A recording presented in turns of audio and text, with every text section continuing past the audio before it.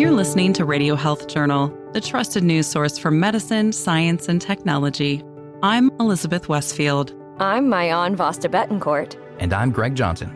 This week, the history behind breast cancer awareness. We have to stop being polite. We can't be polite anymore. We need to shout and demand that our disease be looked at and funded as well.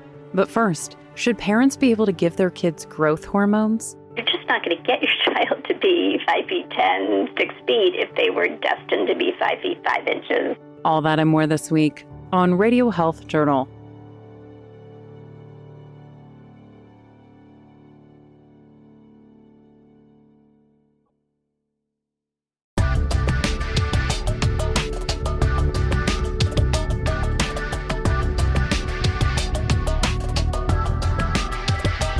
Growing up, there's always one kid who's the shortest in their class, in first grade, second grade, all the way through to junior high.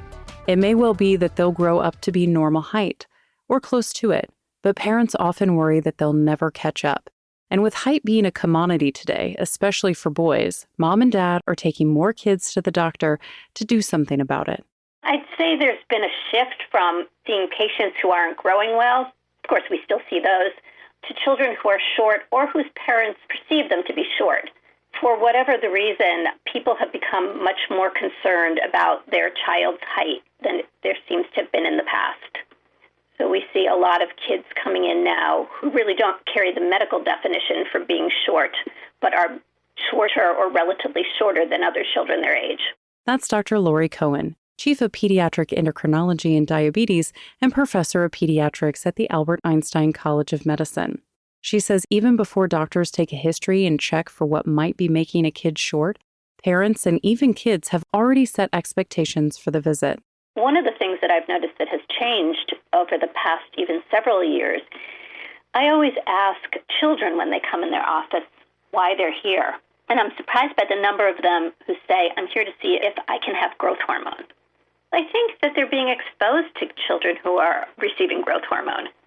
And that was never the case. If you've got a disease, growth hormone deficiency, and it's relatively rare, when I was growing up, people didn't know anybody who was receiving growth hormone. Now they go off to summer camp and their friends go off to the nurse's office at night to get their growth hormone injections. However, often there's nothing wrong with the child at all, and growth hormone will make little difference in how tall they end up. The problem is that growth hormone is not a solution. The average gain of height in growth hormone is about a centimeter. That's a third of an inch for every year of treatment. It's not going to make somebody tall. And while there is a spectrum between being shorter and being taller, studies that equate being taller to being more successful, you're just not going to get your child to be 5 feet 10, 6 feet if they were destined to be 5 feet 5 inches or similar. So I think that there's this perception that we can give this expensive medication and add several inches of height, and that's just not the case. And the response is quite variable depending on the patient and presumably depending on why they're short. Why they're short is often that the parents themselves are short, though doctors like Cohen take a look at everything. We look at the growth charts to assess the growth pattern. We need to take a good medical history. That's going to include looking for medications that affect growth, low birth size, poor diet, signs and symptoms of other illnesses or endocrine conditions. Family history is really important, parents' heights, but also siblings and grandparents. About 80% of the difference in heights is heritable. We're also going to take a family history of pubertal patterns, as that's heritable as well. Both height and puberty are likely affected by hundreds of common gene variants that each have tiny effects. So we need to look at the whole child. And then after that, we do a physical examination. That's going to include an accurate height and weight. I can tell you that I've had patients come in for falling off their growth charts, and when we remeasure them, their height is fine. Children who lack growth hormone and who are very, very short certainly exist, but Cohen says they're much rarer than people think, between 1 in 4,000 and 1 in 10,000 children. Many of the rest are simply late bloomers who will end up more or less normal if given enough time. But sometimes parents don't have the patience. The stereotypes the beliefs and assumptions that we have about short stature are very powerful.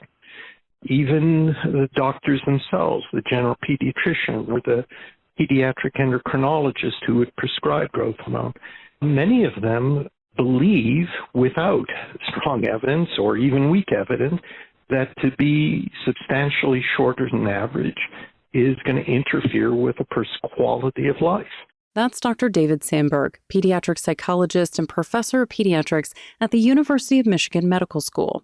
He spent nearly 20 years examining the psychosocial impact of short stature. I'm swimming against the current, so to speak, by pointing out that the research does not support many of the assumptions and beliefs we have about being taller than average or shorter than average. But are there scars along the way for the child who's a lot shorter than their classmates? They're an easy target for name-calling, but the research is mixed. There are many studies of psychological well-being in short children. A lot of them were sponsored by drug companies. Many of them have biases. And while some studies do indicate that childhood short stature affects psychological well-being, many others don't. And also, if psychological problems are present, they're usually not due to short stature. Studies that have looked at quality of life in short adults, it's usually normal, and growth hormone therapy doesn't predictably improve it. Short children may feel conspicuously small, and their classmates' taunts of being a squirt may make them feel disrespected. But Sandberg's research, designed to look like a study on something else to get honest answers, show that big kids accept short kids as well as anyone. Regardless of your height, whether you were significantly above average, average height, or substantially shorter, including those at the first percentile for the general population, they had the same number of close friends, whether they were boys or girls, and they were very short. They had the same number of close friends. Their friends were just as likely to be very tall as being very short. So there's a stereotype that we have. You might expect that somebody who's very short would hang out with other people of a similar height. That was not the case. As I said, they had the same number of friendships. They were considered as likable as anyone else, regardless of their height. As far as reputation, Sandberg admits that classmates sometimes see shorter kids as younger than their chronological age, but they're not seen as any less athletic than others, and are no more likely to be picked on. However, there's one big caveat to that. That's the opinion of others. Short children may view themselves differently. Perceiving yourself as different from others, even if others do not recognize you as being different, but you yourself may feel different, that is not a good experience. So in my line of work, one goal is to help the person to differentiate between what they might believe is a disadvantage versus challenges that they might experience, people making comments. The approach towards addressing those are really quite different. Sandberg says that a lack of stature may seem so defining to a child that whenever they get teased or picked on, that must be the reason. So where does all of this leave a parent's pleas for growth hormone for their child? The FDA says synthetic growth hormone, available since 1985, can be prescribed for idiopathic short stature, meaning cause not known. But Cohen says it's not meant for kids on the fringe of normal. Only the smallest 1 or 2% should even be considered. So as is often the case, the biggest problem for short children isn't what's wrong with them, it's our societal norms. What's wrong with the rest of us? Short stature is not a disease. It can indicate a medical condition for which evaluation is indicated, and I do urge people who have children who are short or shorter than expected for family, or certainly children who aren't growing well, to have an evaluation. But whether to treat or not treat a short child with growth hormone is a complicated decision. Not all short children should receive growth hormone. It doesn't mean that all children with idiopathic short stature won't benefit from growth hormone, but really risk-benefit ratio needs to be taken into consideration. And really, children who are of normal height, who are expected to be within normal population range, even if that's going to be on the shorter side for society, really shouldn't be receiving growth hormone. They're healthy, and giving them a diagnosis, telling them that they're not going to function well, that's not a good thing. You can find more about all of our guests on our website, radiohealthjournal.org. For more behind the scenes, follow Radio Health Journal on Facebook, Instagram, and X. This segment originally aired in June 2021 and was written and produced by Reed Pence. Our lead producer is Kristen Farah. Our executive producer is Amira Zaveri. I'm Elizabeth Westfield.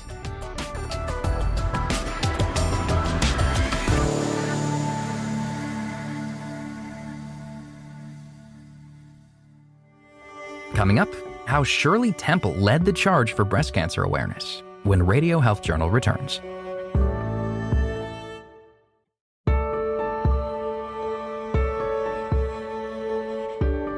"2011 was a big year. Looking at a global scale, NASA ended its space shuttle program just a few months after the world tuned in to the royal wedding between Prince William and Kate Middleton. For Judith Pearson, 2011's the year she was a newlywed and about to watch her oldest son deploy to Afghanistan.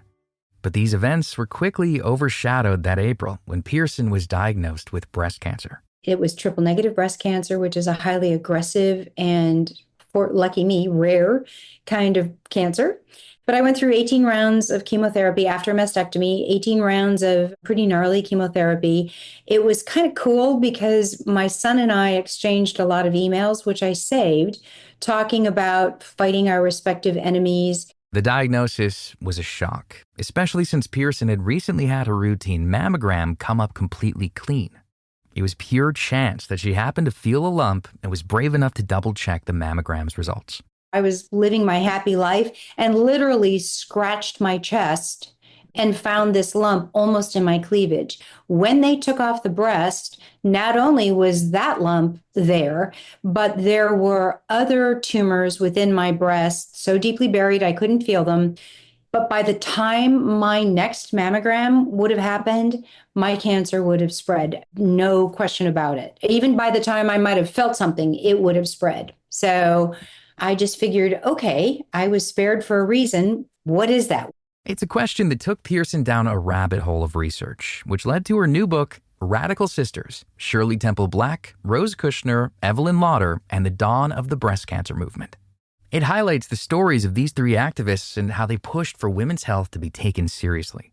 So when I discovered in researching each woman's younger life that all three of them almost died and were spared randomly, and what a different world it would have been for all of us truly if they hadn't been spared from what almost happened to them, I think it's really important. There's a quote that I use in the book, but I had used that quote so many times in public speaking and magazine articles about, it was said to a survivor of the sinking of the Lusitania, if you survived, it's because there's something else in the world for you to do. For Shirley Temple, her first near-death experience came at age 11. She was performing live on stage when a woman in the audience stood up and pointed a handgun directly at her. Years later, the actress would fall under another attack, this time from inside her body.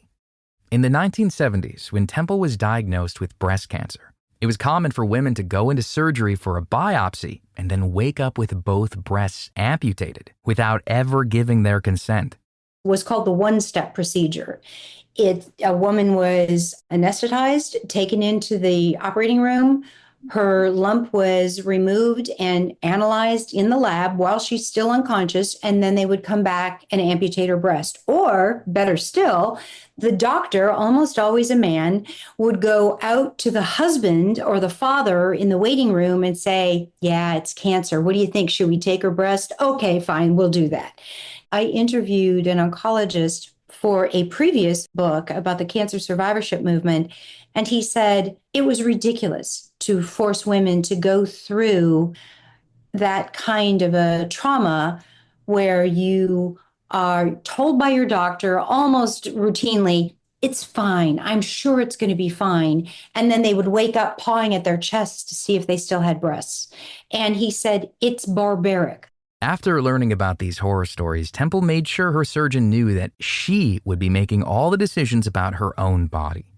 She cemented this radical request by saying, "The doctor can make the incision, but I'll make the decision." The biopsy showed that there was a cancerous part of the tumor and her breast would need to be removed. Luckily, her doctor was positive it hadn't yet spread and she didn't have to undergo a radical mastectomy. It was the standard procedure at that time where doctors would surgically remove a woman's breasts, pectoral muscles, and underarm lymph nodes. You couldn't work out. You couldn't raise your arm if you didn't have pectoral muscles. And then some doctors, up until the late 80s, were still taking some rib cage that was not cancerous or some clavicle. These women were completely debilitated for life. It was Rose Kushner's work that helped guide medicine in a different direction. Without Rose, the one-step procedure was still approved by the National Institutes of Health, as was the radical mastectomy, even though there were ways to tell that the cancer hadn't spread. Those were still best practices at the National Institutes of Health up until 1980. And it was because of a meeting at NIH that Rose went to that she had the opportunity to persuade doctors who'd already decided at that meeting, okay, we're not doing the radical anymore. She had the opportunity to say, there are many reasons why women need a minute to figure out what their next steps are. Kushner, a journalist, was one of America's most vocal breast cancer activists. She openly criticized the medical community in newspapers and on TV. She advocated for women to be an active participant in their medical care, and to understand that the one-step radical mastectomy their doctors may try to push on them was an outdated procedure that had been rejected by physicians outside of America. During the 1979 NIH Conference on Breast Cancer Treatment, she convinced the panel of physicians to stop the one-step procedure and separate biopsy from operation. Soon after, President Carter appointed her to the National Cancer Advisory Board. And then with regard to Evelyn, the breast center at Memorial Sloan Kettering that bears her name is terrific. Breast Cancer Research Foundation is terrific because they were one of the first organizations to be willing to fund like really out of the box ideas in battling breast cancer.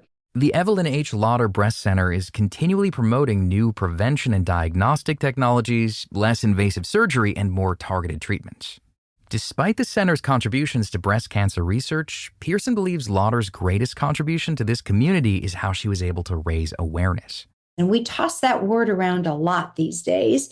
But in 1993, there wasn't a lot of awareness of breast cancer. Women were still afraid. If they felt a lump, they were afraid to go see what it was because it might be bad. And so therefore, by the time they did get to the doctor, it was too far down the road.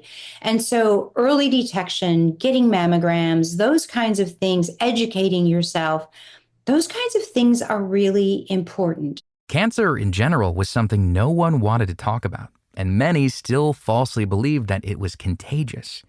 In fact, Pearson says many people would go as far as to hide their diagnosis because they didn't want to be ostracized from their community. You could be fired. If you had health insurance, you could lose it. You couldn't join the military. You couldn't adopt children. Childhood survivors couldn't get roommates at college. And if you were invited to someone's house for a cocktail party, you might be served on paper plates with plastic silverware so that it could be disposed of. Because even through a washing cycle, your cancer germs could be passed on to people in that household. I mean, it sounds really ridiculous now, but when you think about it, all those things went well into the 80s. Then, specifically with breast cancer, Pearson says there was a lot of shame around losing your breasts and fear that their husbands would leave them. This absence of conversation played a part in the lack of funding and research for breast cancer. But when the AIDS movement shot to the top of public interest, Pearson says it began to raise questions as to why the same attention wasn't given to breast cancer. Congress was appropriating millions and millions of dollars to research, all of it very important and very good.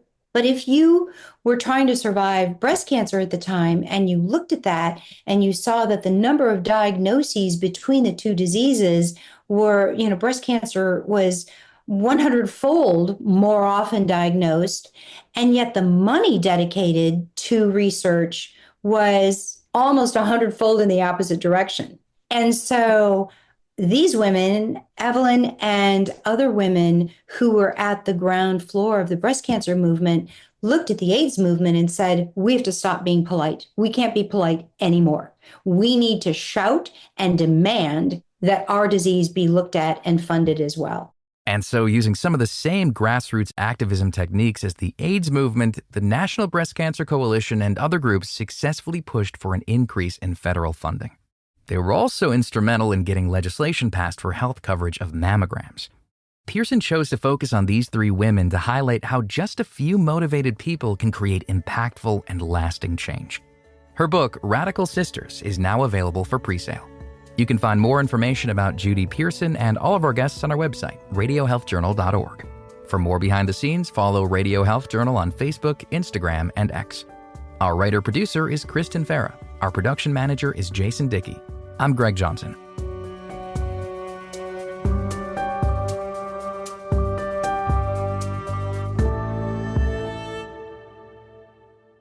Radio Health Journal returns in just a moment.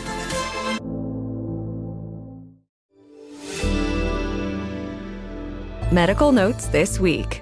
Toothpaste may be the cause of your child's allergies.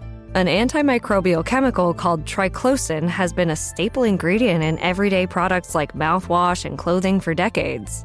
While its purpose is to reduce bacterial growth, research suggests it may make matters worse.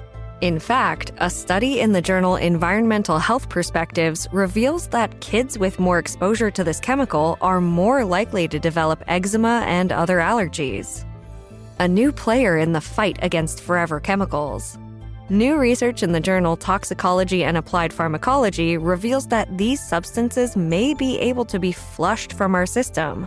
Scientists believe taking a fiber supplement with meals can reduce your levels of forever chemicals. The supplement acts as a magnet and draws the chemicals out with it as it exits your body. And finally, an apple a day may help you sleep better. Sleep deprivation can be detrimental to your health. Thankfully, eating more fruits and veggies during the day may be the easiest way to make sure you get your beauty rest. Just 5 cups a day has been linked to a 16% improvement. The research is published in Sleep Health, the journal of the National Sleep Foundation. And that's Medical Notes this week. I'm Mayan Vasta Betancourt. Thank you for joining us this week and every week as we break down the science stories you need to know. You can find all of our past segments and guests on our website, radiohealthjournal.org, or wherever you listen to podcasts. Follow us on Instagram, Facebook, and X for daily content, and tune in next week for another edition of Radio Health Journal.